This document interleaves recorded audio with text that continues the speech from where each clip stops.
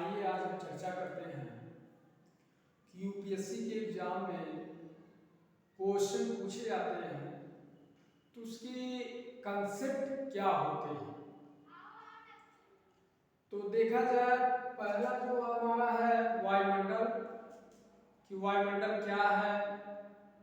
वायुमंडल में जो गैसें पाई जाती हैं वो कौन कौन सी गैसें हैं। तो हम सबसे पहले आपको बताना चाहते हैं कि वायुमंडल गैसों का आवरण होता है और यह धरातल के समीप गुरुत्वीय बल के नाते होता है। जब गुरुत्वीय बल कार्य करता है तो यही गैसें धरातल के समीप होती हैं। धरातल से जैसे जैसे हम ऊपर जाएंगे ये गुरुत्वीय बल का प्रभाव कम होता जाएगा। वायुमंडल में दो प्रकार की गैसें पाई जाती हैं, एक स्थिर गैसें पाई जाती हैं और दूसरी परिवर्तनशील गैसें पाई जाती हैं।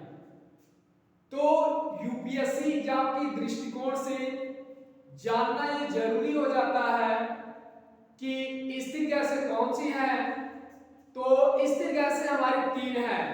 पहली है नाइट्रोजन जिसका परसेंटेज 78.8% है।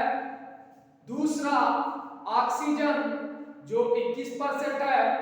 तीसरा आर्गन जो 0.9% है। तो इस तरीके से हमने यूपीएससी एग्जाम की दृष्टिकोण से देखा वायुमंडल में तीन प्रकार की गैसें हैं जो स्थिर गैसें हैं। अब दूसरी जो प्रकार की गैस है वो है परिवर्तनशील गैसें। अब ये परिवर्तनशील गैसें में कौन कौन सी गैस है। तो पहला आपका आता है हीलियम, दूसरा ओजोन, कार्बन डाइऑक्साइड, ये परिवर्तनशील गैसें होती हैं। जो ये कार्बन डाइऑक्साइड गैस है ये प्रकाश संश्लेषण की क्रिया में सहायक होता है और इसी गैस के कारण ही पौधे प्रकाश संश्लेषण की क्रिया के द्वारा अपना भोजन बना लेते हैं।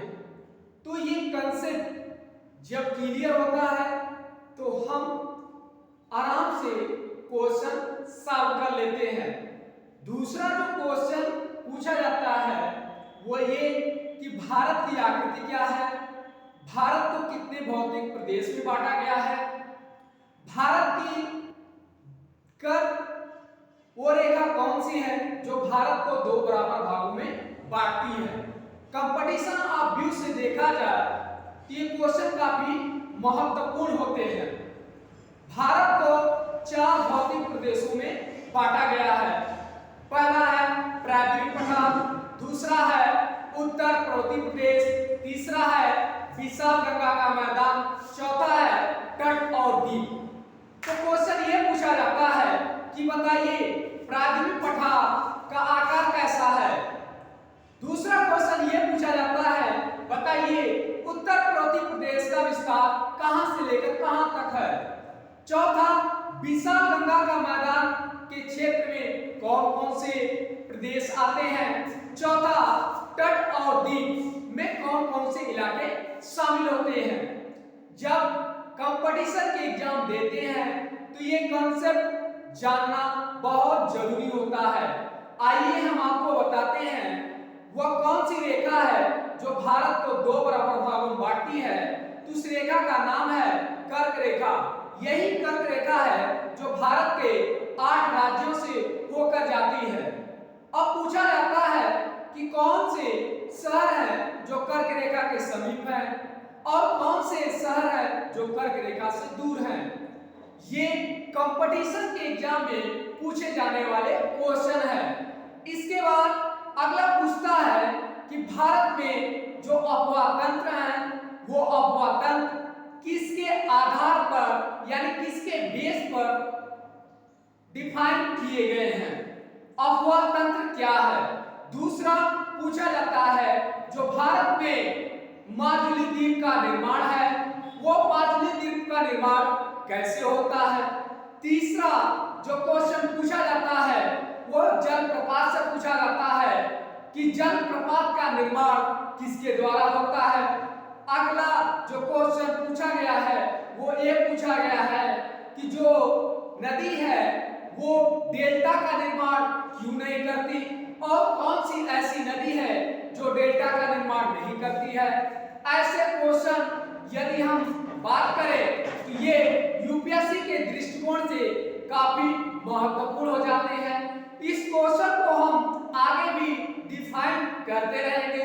थोड़ा हम बताना चाहते हैं कि यूपीएससी को क्रैक करने के लिए हमें 4 सब्जेक्ट पर कमांड होना बहुत जरूरी है। पहला हमारा हिस्ट्री, दूसरा ज्योग्राफी, तीसरा कॉन्स्टिट्यूशन, चौथा इकोनॉमिक्स।